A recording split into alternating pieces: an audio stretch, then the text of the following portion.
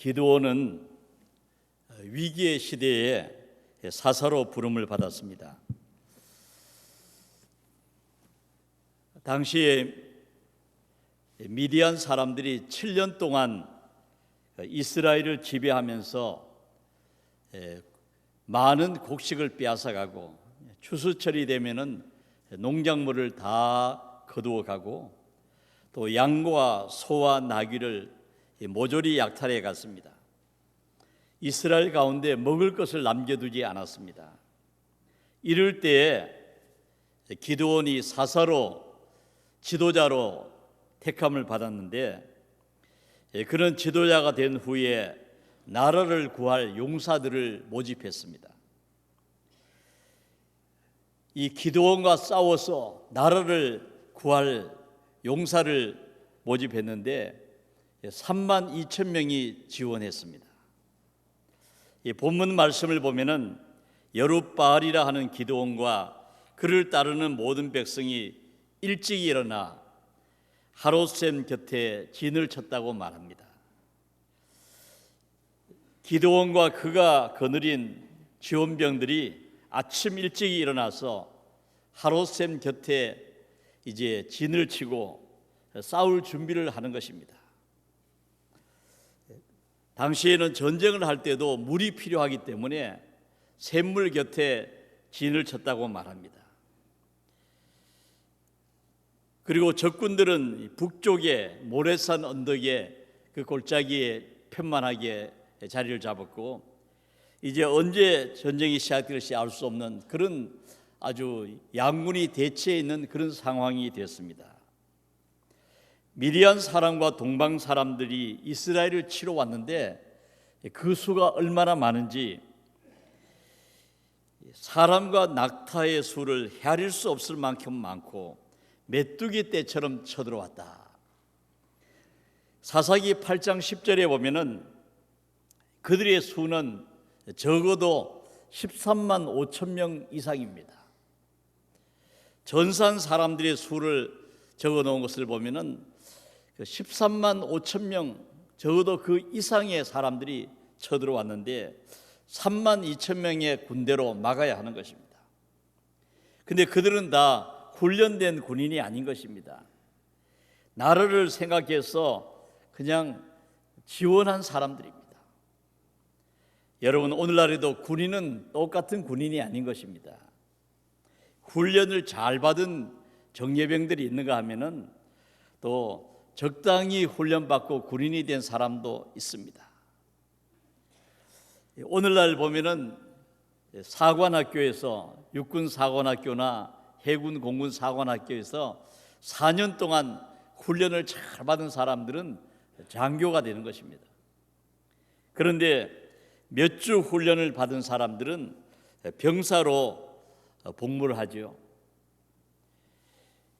6.25 전쟁 때만 하더라도 학생들이 전쟁터에 많이 끌려가고 또 총을 어떻게 쏘는지도 모르는 사람들이 군인이 된 경우도 있었습니다. 오늘 성경에 보면은 이 기드온의 군병들은 어떤 사람들인가?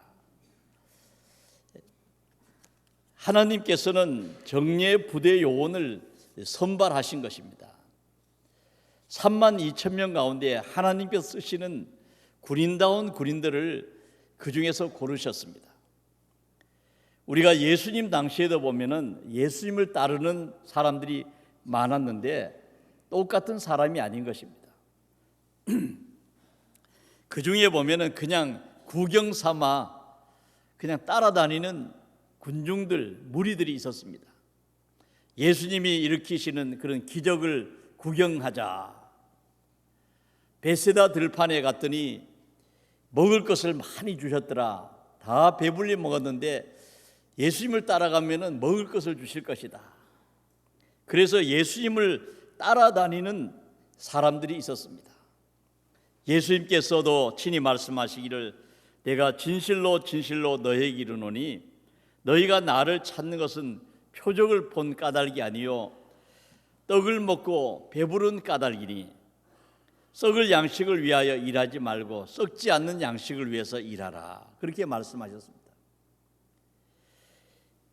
예수님을 그냥 구경 삼아 그 기적을 보려고 그냥 배불리 먹으려고 그렇게 따라다니는 사람들이 있었는가 하면은 120명의 기도하는 사람들이 있었습니다.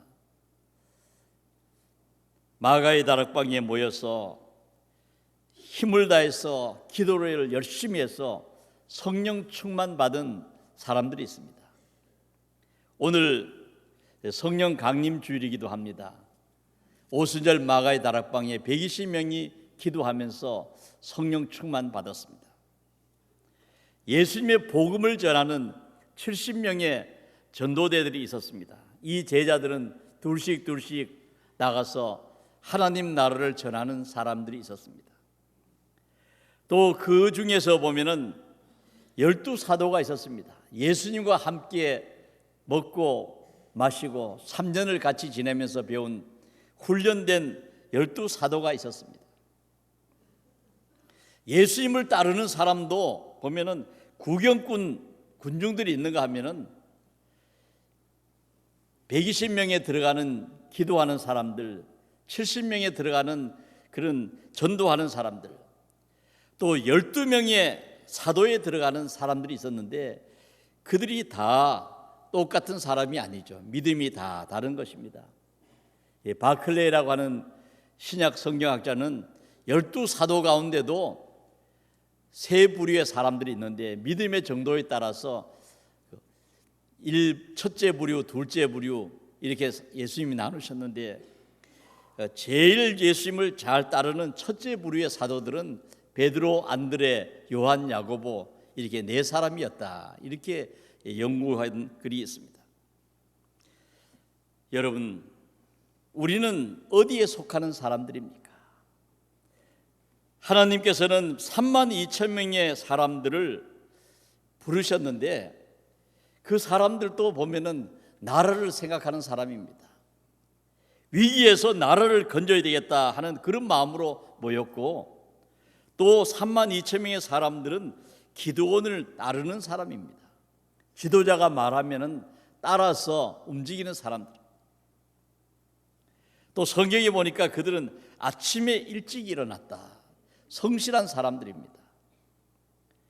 아침에 일찍 일어나서 하룻샘 곁에 진을 치고 명령에 순종하는 사람들입니다. 이스라엘에 많은 사람이 있지만은 32,000명의 사람들은 훌륭하다고 볼 수 있습니다. 나라를 위해서 걱정하며 싸우겠다고 지원한 그런 사람들인데 얼마나 그들이 그 좋은 마음을 가지고 모였겠습니까? 그런데 이 사람들이 다 정예부대가 아니라는 것입니다. 모이고 또 그래도 성실하기도 하고 명령에 잘 따르기도 하지만은 그러나 이 사람들이 완전한 군인 정예부대라고는 말할 수 없다는 것입니다. 그러면 하나님께서 사용하시는 정예부대는 어떤 사람인가? 어떤 사람을 하나님께서 그 정예부대로 사용하셨습니까? 하나님께서 기드온에게 말씀하시기를 너를 따르는 백성이 너무 많다. 그들의 손에 미디안 사람을 넘겨주지 아니하리니 이는 이스라엘이 나를 거스려 스스로 자랑하기를 내 손이 나를 구원하였다 할까 함이라. 군대의 수가 너무 많다는 것입니다. 왜냐하면 전쟁에 이기고 나면은 내 힘으로 이겼다. 우리가 열심히 싸워서 이겼다. 교만하기 쉽기 때문에 수를 좀 줄이라는 것입니다. 전쟁은 군대가 많다고 이기는 것이 아니라 하나님께서 승리를 주시는 것입니다. 그래서 하나님께서는 기드온에게 누구든지 두려워 떠는 자는 길앗 산을 떠나 돌아가게 하라 이런 말씀하셨습니다. 전쟁이 무서운 사람, 싸우는 것이 두려운 사람들은 집으로 돌아가라는 것입니다. 나라를 생각하고 모였고 지도자의 말을 듣고 그런 대로 열심히 아침 일찍 일어났지만은 그러나 두려운 사람들이 있었습니다. 싸우는 것이 두렵고 전쟁이 두려운 사람들이 있었습니다. 여러분 오늘날에도 보면은 이 두려움이 우리의 믿음을 뺏어가고 또 두려운 것이 결국은 분석해 보면 하나님을 믿지 못하기 때문입니다. 하나님의 능력을 믿지 못하기 때문에 두려움이 생기는 것입니다. 또 두려운 사람들이 있으면 다른 사람도 영향을 받아요. 그 전쟁을 두려워하고 겁을 먹고 이러면 다른 사람도 똑같이 이렇게 그런 마음을 갖기 쉽습니다. 두려워하는 자를 길앗산에서 집으로 돌려보내라 말씀하셨습니다. 저는 오늘날에도 하나님의 일을 하는데 참 두려움에 빠진 사람들이 많이 있습니다. 하나님을 섬기는 데 용기가 필요한 것입니다. 믿음은 두려움을 이기는 것입니다. 악한 사탄이 두려운 마음을 심어주는 것입니다. 어떤 사람은 주일을 성수하는데도 예배 참석하는데도 두려운 마음을 줍니다.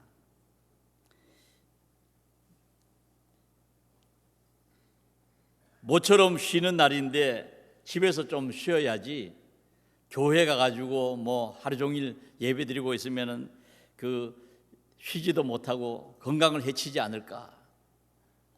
그래서 어떤 분은 보면은 남편이 교회에 못 나가도록 내가 대신 갈 테니까 집에서 푹 쉬어라고 하는 사람도 있습니다. 여러분, 우리가 예배를 잘 드리면은 건강할 줄로 믿습니다. 예배 드리면 영혼과 육신이 쉼을 얻고 셈을 얻는 거예요. 예배를 잘 드리는 사람들을 보면은 대부분 건강합니다. 우리 교회를 보면은 예배에 잘 안 빠지는 사람들 보세요. 예배를 잘 드리는데도 자꾸 두려움을 주는 것입니다. 건강을 염려하게 만들고 봉사하는데도 두려움을 줍니다.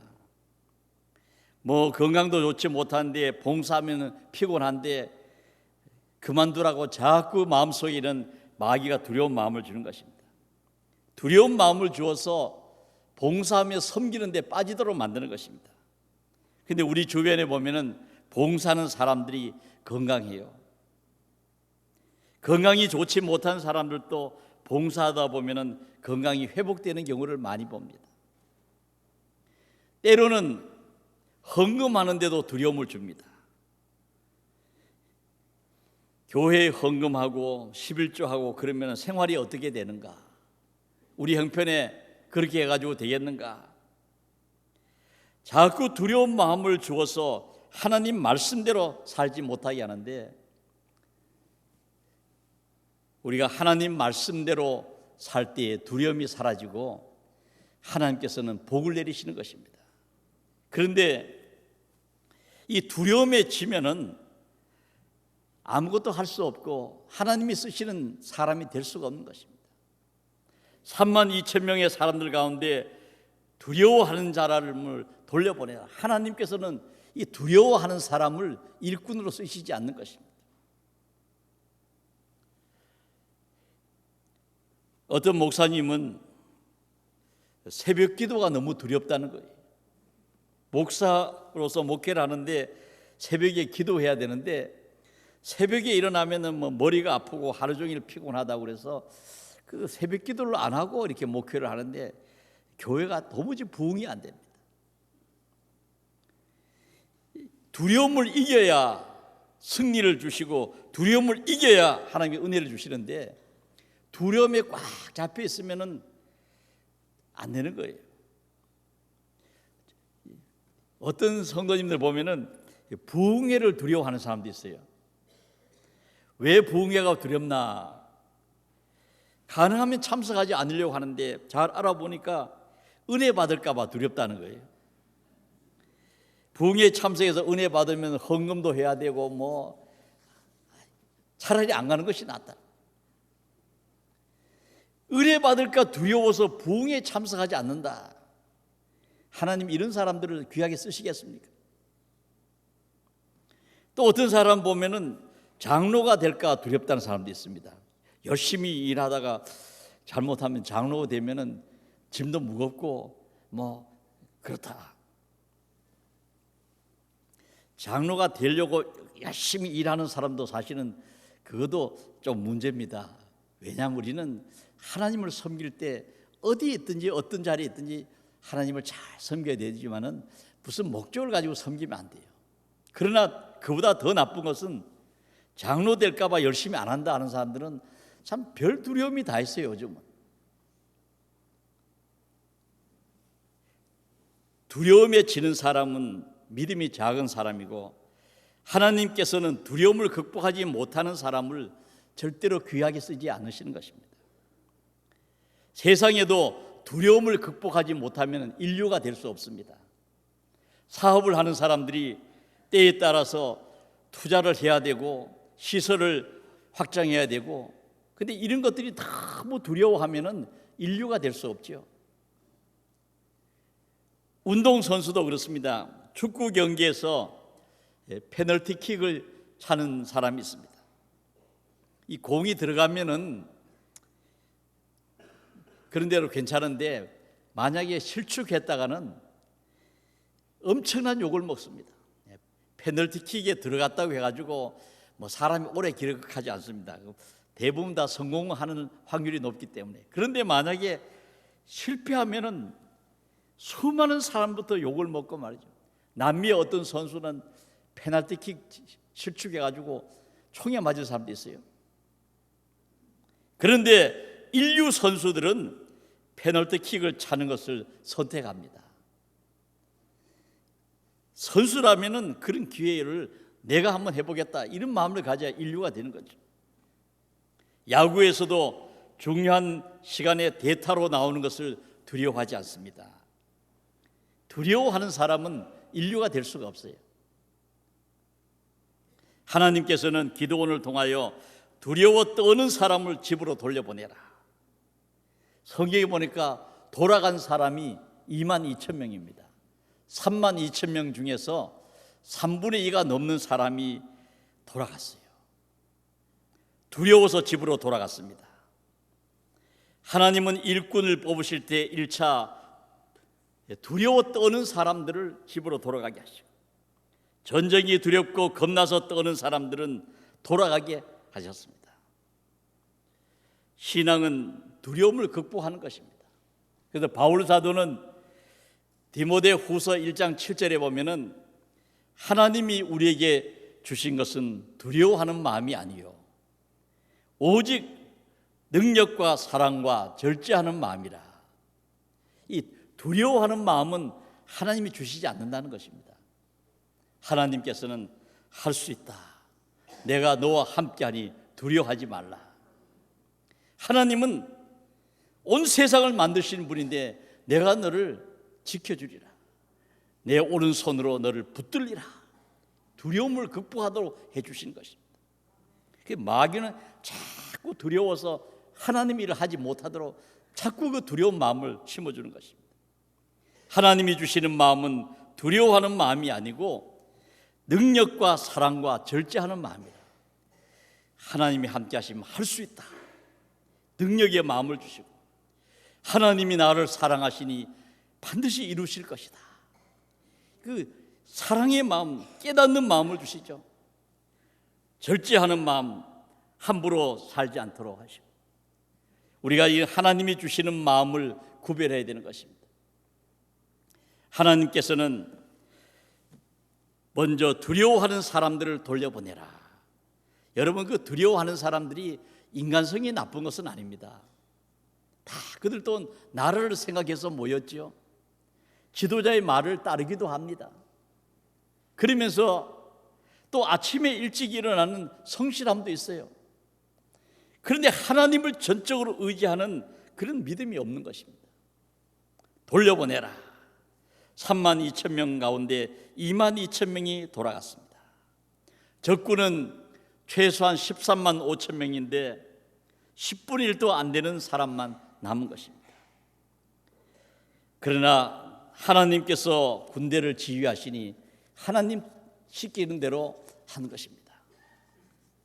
그런데 성경에 보니까 여호와께서 또 기드온에게 백성이 아직도 많다.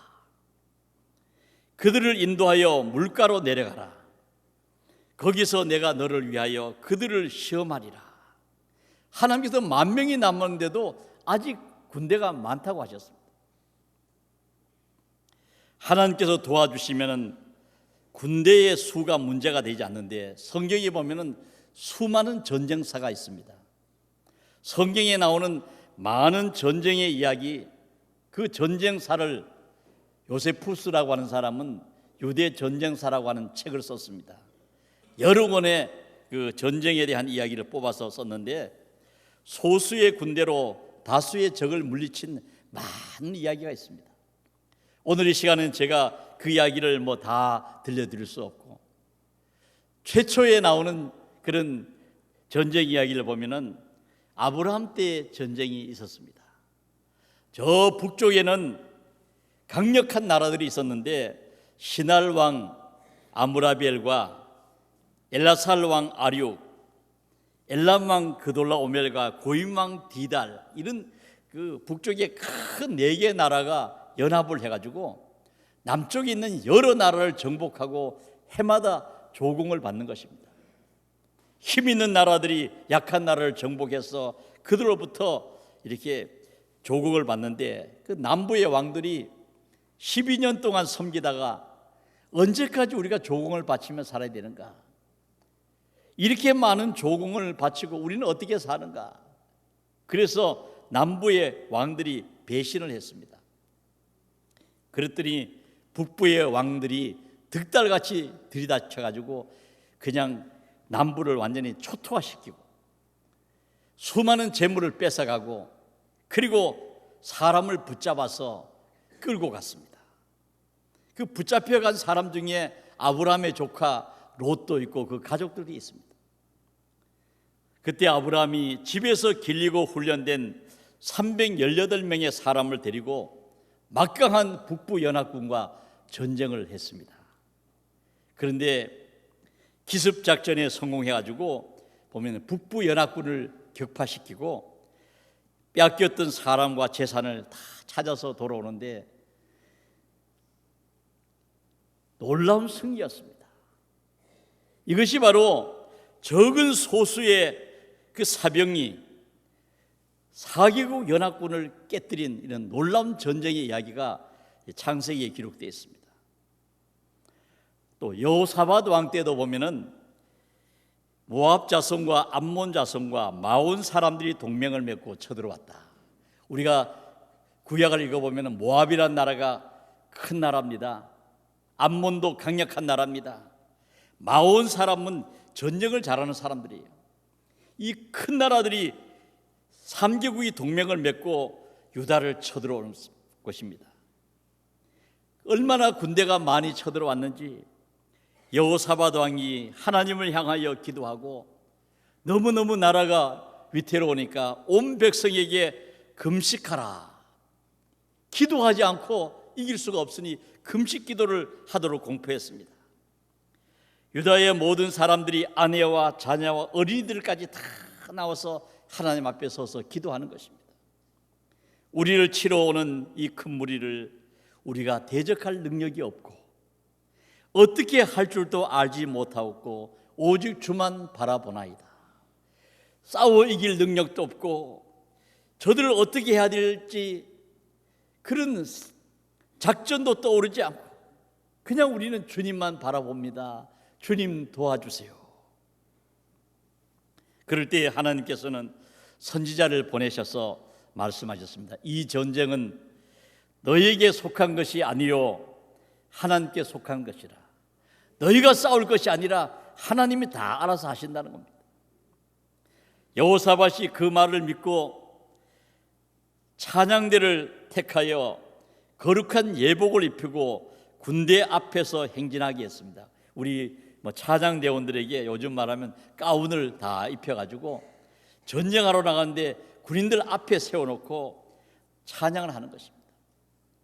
여호와께 감사하세 그 인자하심이 영원함이로다. 이렇게 하나님 향해서 찬양하는데 그때 놀라운 일이 일어났습니다. 모압과 암몬과 마온 3개 나라가 연합해서 쳐들어왔는데 자기들끼리 다투었어요. 무엇 때문에 싸우는지 모르지만은 원래 모압과 암몬은 형제의 나라고 가까운 나라인데 이 두 나라가 힘을 합쳐가지고 마온 사람들을 죽였습니다. 그들을 진멸하고 난 다음에 또 또 자기들끼리 또 싸워가지고 모압과 암몬 사람들이 서로 찔러 죽이고 싸우고, 유대 사람들은 그냥 멀리서 보고만 있었습니다. 나중에 끝난 후에 가보니까 그 무리를 본 적 땅에 엎드러진 시체들 뿐이요, 한 사람도 피한 자가 없었다. 그냥 찬양할 뿐이었는데 적군들은 자기들끼리 싸우다가 전멸했다는 것입니다. 적군이 남겨둔 그런 양식과 옷과 그런 여러 가지 물건을 너무너무 막 흩어져서 많은 그런 적군의 그 군수 물자들을 보고 그걸 가지고 오는 데만 사흘이 걸렸다. 유대 나라 모든 군인들이 총동원해서 그것을 가지고 오는 데만 사흘이 걸렸다는 것입니다. 하나님은 적은 소수를 가지고도 이기게 하시고, 하나님께서 함께 하시면 사람이 아예 없어도 이기게도 하시는 것입니다. 그래서 하나님께서는 오늘 기드온을, 백성들을 인도하여 물가로 데리고 가라. 내가 거기서 너를 위하여 그들을 시험하리라. 아마도 군인들이 먼 거리를 행진해 가지고 강가에 왔습니다. 물을 보니까 너무너무 좋아서 목이 마른데 물을 마시라고 하니까 대부분의 사람들은 물을 보고 뛰어들어서 얼굴을 강에 대고 무릎을 꿇고 벌컥벌컥 마셨습니다. 하나를 보면 열을 안다고, 목마를 때 물 마실 것을 보면 그 사람을 알 수 있는 것입니다. 그런데 대부분의 사람들이 다 정신없이 그냥 강에다 얼굴을 묻고 그냥 물을 벌컥벌컥 마시는데, 근데 그 가운데도 조심하며 마시는 사람이 있더라는 것입니다. 군인이기 때문에 혹시 저기 어디 매복되어 있는가, 이런 것들을 생각하면서 무릎을 꿇고 사방을 살피면서 손에 물을 떠서 조심스럽게 물을 마시는 그런 사람들이 있었습니다. 그래서 강가에서 물을 함부로 그냥 막 마시는 사람들은 9,700명이고 조심하며 마시는 사람은 300명이었습니다. 3%의 사람만이 자기가 누군지를 알고 조심하고 사방을 살피면서 그러면서 물을 마셨습니다. 아마도 이 10,000명의 사람들은 두려움을 모르는 사람입니다. 전쟁을 하면 하겠다는 사람이죠. 그런데 특별한 일을 만나 너무 목이 마르니까 자기를 잊어버렸어요. 특별한 일을 만나면은 자기를 잊어버리고 사명이 뭔지도 잃어버리고 내가 뭘 해야 되는지도 잊어버리는 그런 사람들이 있다는 것입니다. 어려운 일을 당할 때, 특별할 때에 누구인지를 잘 알 수가 있습니다. 믿음의 사람들은 어떤 순간에도 자기를 지키며 사는 것입니다. 내가 누군지를 아는 것입니다. 언제나 조심하며 사는 것입니다. 뭐 이럴 때 누가 나를 보겠느냐, 뭐 이럴 때 이렇게 목이 마른데 이럴 때 마음대로 해도 되지 않겠는가. 우리가 그렇게 생각하기 쉽습니다. 우리가 성경에 보면은 이스라엘 백성들이 여리고를 정복했습니다. 거대한 여리고 성이 함락되고 여리고를 정복하고 보니까 사방에 그냥 수많은 보물이 깔렸어요. 금도 있고 은도 있고 시날산 좋은 외투도 있고. 그러니까 아간이라는 사람이 그 많은 그런 보물을 보고 물질을 보고 나니까 생각이 그 순간에 달라졌습니다. 아, 이렇게 많은데 그 중에 얼마를 그냥 감추어도 훔쳐도 누가 알겠느냐, 이런 마음이 들었어요. 그는 적어도 유다 지파의 그래도 지도자 중에 한 사람인데, 그래서 그는 금과 은과 희날산 좋은 외투를 훔쳐다가 자기 장막에다가 땅을 파고 묻어두었습니다. 누가 알겠느냐, 이렇게 많은 건데 뭐 한두 개 이렇게 훔친다고 무슨 일이 있겠느냐. 여러분, 사람이 어떤 일을 당할 때 상황이 중요한 것입니다. 그런데 우리가 잘 아는 요셉이라는 사람은 어떤 사람입니까? 요셉은 애굽에 끌려가서 종살이를 했습니다. 보디발 장군의 집에서 가정총무로 일하는데 보디발 장군의 아내가 유혹을 했습니다. 날마다 요셉에게 청하였고 또 사람들을 다 내보내고 요셉을 유혹했습니다.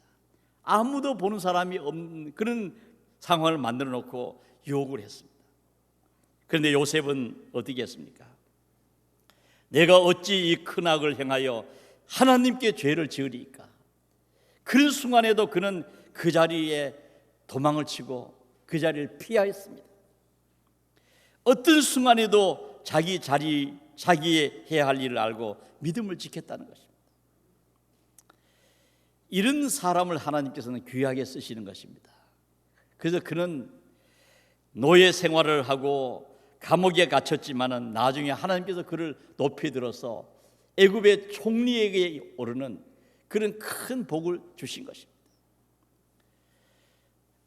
사람은 어떤 순간에도 자기가 누군지를 잊지 말아야 됩니다. 나는 하나님의 아들이요 딸이다. 나는 주님의 제자다. 우리가 어떤 순간에도 이름에 맞게 사는 사람이 그리스도의 군병입니다. 정예부대입니다. 여러분, 오늘날에 많은 성도들이 있지만은 성도들 가운데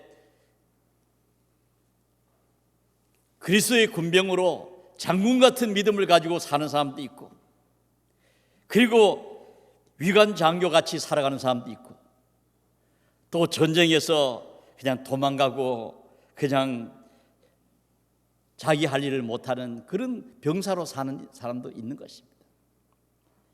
우리가 어떤 사람인가? 하나님께서 말씀하시기를 내가 강가에서 그들을 시험하리라. 그들이 어떤 사람인지 내가 목마른 그들에게 강가에서 한번 시험해 보겠다 말씀하셨습니다. 오늘 우리가 살아가는 세상에도 하나님이 시험하시는 곳이 있습니다.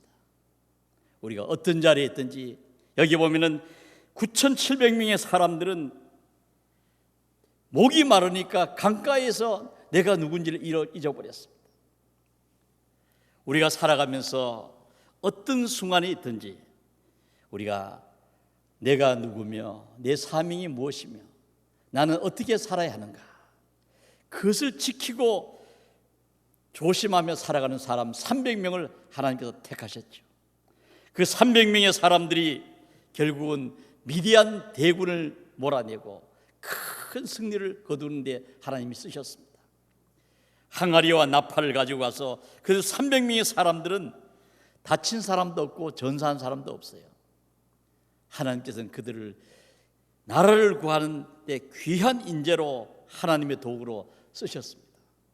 오늘 이 시대를 살아가는 우리 성산의 모든 하나님의 자녀들이 기드온의 300명의 정예부대 같은 그런 믿음을 가지고 오늘을 사시고 어떤 자리에 있든지 내가 강가에서 시험하리라. 우리가 하나님의 말씀을 늘 생각하면서 어떤 자리에도 믿음을 지키며 하나님의 사람으로 살아가시는 복된 성도님들 되시기를 축원합니다.